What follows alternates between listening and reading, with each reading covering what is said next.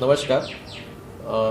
આપણે જાણીએ છીએ કે વસ્તી ગણતરી એ ખૂબ જ અગત્યનું એક વહીવટી પ્રક્રિયા છે અને આપણે ભારતની અંદર 1872થી આ વસ્તી ગણતરીની પ્રક્રિયા કરવામાં આવે છે.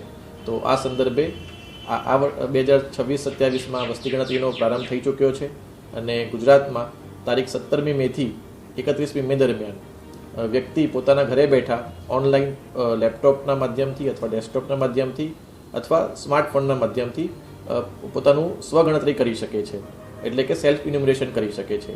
મિત્રો, વસ્તી ગણતરી વિકાસનો એક મહત્ત્વનો પાયો છે. વસ્તી ગણતરીમાં જે પણ આંકડા આપણને મળે છે તે આંકડાના આધારે જ આપણા દેશનું આયોજન નક્કી થતું હોય છે. એટલે મારી સૌ તમામ નાગરિક મિત્રોને ખાસ વિનંતી છે કે વસ્તી ગણતરીની પ્રક્રિયામાં આપણે ભાગ લઈએ.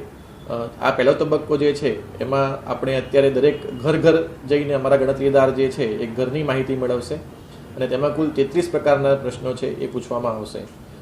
પહેલા તબક્કાની જે કામગીરી છે આમ તો 1 જૂનથી લઈને 30 જૂન સુધી ચાલવાની છે, પરંતુ તેના પહેલાં સૌ પ્રથમ વખત આપણે વ્યક્તિને પોતાને પણ પોતાની બાબત અથવા તો માહિતી છે એ આપવાની એક આ વખતે પહેલ કરવામાં આવી છે, જે અંતર્ગત 17મી મેથી 31મી મે દરમિયાન પોતે પોતાના ઘરે બેસીને મેં અગાઉ જણાવ્યું તેમ પોતાની માહિતી ભરી શકે છે, એટલે કે સેલ્ફ ઇન્યુમરેશન કરી શકે છે. મેં પોતે પણ આજે આ પ્રક્રિયામાં ભાગ લઈને જે અમારા ઘરની જે માહિતી છે એ આજે ભરી છે. ખૂબ જ સરળ પ્રક્રિયા છે અને કોઈ પણ પ્રકારની એમાં આમ જોવા જઈએ તો કોમ્પ્લેક્સિટી નથી.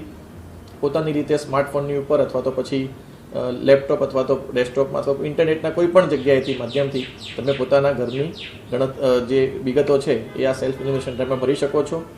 જો કોઈ પણ પ્રકારની તકલીફ જણાય તો તમે 1855 એટલે કે 1855 નંબરનો પણ સંપર્ક કરીને માહિતી મેળવી શકો છો. આપણે આશા રાખીએ છીએ કે વધુમાં વધુ લોકો પોતાની રીતે આ ગણતરીમાં ભાગ લે. ત્યારબાદ 1 જૂનથી 30 જૂન દરમિયાન જ્યારે અમારા ગણતરીદાર આપના ઘરે આવે તો જો પોતે જો માહિતી ભરેલી હશે તો એક આઈડી જનરેટ થયેલો હશે, એ જ આઈડી તમારે એમને ખાલી આપવાનો રહેશે. અને જો એ સેલ્ફ ઇન્ફોર્મેશન નહીં કરેલું હોય તો પછી એ ગણતરીદાર જ્યારે કોઈ પણ પ્રશ્ન પૂછે તો તમારે એ પ્રશ્નનો જવાબ આપવાનો રહેશે. પરંતુ આજે અત્યારે જે મારું સૂચન છે સૌને અને જે નમ્ર વિનંતી છે કે 17મી મેથી 31મી મે દરમિયાન તમે પોતાની જે માહિતી છે એ તમે ભર્યું તો એ ખૂબ જ સરળતાથી આપણે કરી શકીએ છીએ અને એનો ઉપયોગ જે છે આપણે આગળ વસ્તી ગણતરી દરમિયાન કરવાના છીએ. એટલે સૌ મિત્રોને ફરીથી મારી વિનંતી છે. આભાર. જય હિન્દ. બરાબર.